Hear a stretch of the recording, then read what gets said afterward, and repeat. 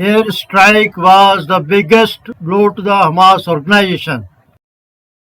Dozens of fighter jets affiliated with the Israeli Air Force conducted a major aerial operation. This airstrike was the biggest blow to the Hamas organization.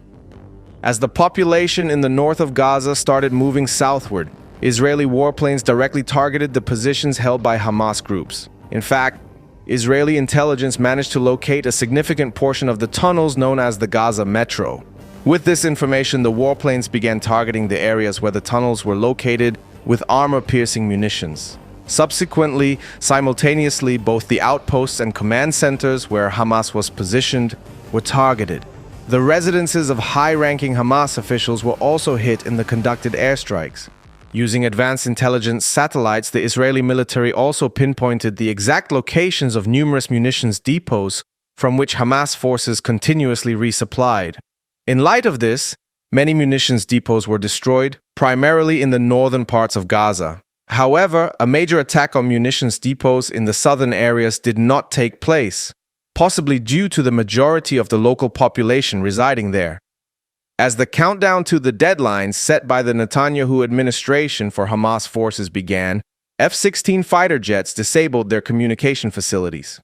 The Israeli Air Force, which conducted a complete blackout operation against the organization in the region, gave the green light. Following the departure of the Air Force from the region, the ground forces in Ashkelon mobilized and successfully entered Gaza from the north. In fact, as a result of the airstrikes carried out by the Air Force, more than 750 targets belonging to Hamas forces were hit.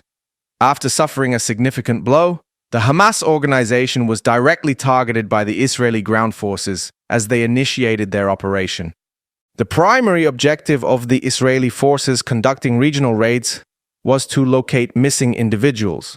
Therefore, through sudden and silent raids, Israeli soldiers were able to gather important intelligence. Based on the information collected, the organization's infrastructure and gathering areas were also destroyed. Israeli intelligence pinpointed the exact location of a critical point for the organization. This building, which had been turned into a stronghold by Hamas, continuously launched short-range missiles into Israeli territory, and it was targeted by drones. Subsequently, as the drones couldn't inflict sufficient damage on the stronghold, fighter jets targeted the area with armor-piercing munitions. The attack led to a massive explosion as a result of the destruction of the short-range missile ammunition stored at the bottom of the stronghold.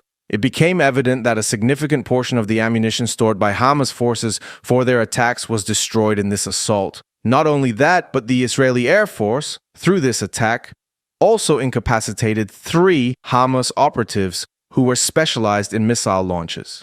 It is believed that these 3 individuals were among those responsible for the production of the short-range missiles for the organization. Although this information may not be fully confirmed, the Israeli Air Force dealt a severe blow to the Hamas organization through attacks. In the north of Israel, Hezbollah terrorist groups continue to launch constant attacks. The situation is particularly critical in the town of Metula, the northernmost part of Israel. Israeli authorities have declared the town a closed military zone, indicating that in the event of a potential attack, Hezbollah groups could target this critical town. Israeli force enters Gaza, major blow to Hamas.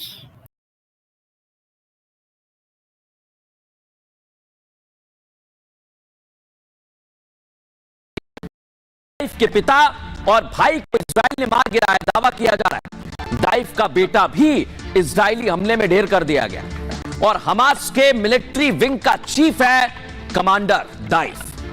दाइफ ने Israel पर 3 तरफ से attack करवाया और Israel ने दाइफ को नया Osama bin Laden कहा है, क्योंकि ओसामा बिन लादेन की तरह ही दाइफ भी खूंखार है। लादेन की तरह आतंकी खड़े करता है, हमले करवाता है।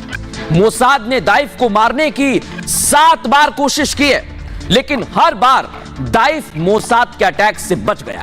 फिलहाल दाइफ इजराइल के मुख्य टारगेट पर है और इजराइल के पास दाइफ ही एकमात्र ऐसा कमांडर अभी बचा है हमास का, जिसकी एक ही तस्वीर है। दावा तो यह किया जा रहा है कि दाइफ के दोनों हाथ और पैर नहीं है उसकी केवल एक आंख है और हमेशा व्हीलचेयर पर रहता है। दाइफ लादेन की तरह ही आतंकियों का ब्रेन वॉश करता है, लेकिन इसके बाद भी उसे पकड़ना मुश्किल बना हुआ है। मोसाद ने कोशिश की लेकिन कामयाबी अभी तक नहीं मिली है।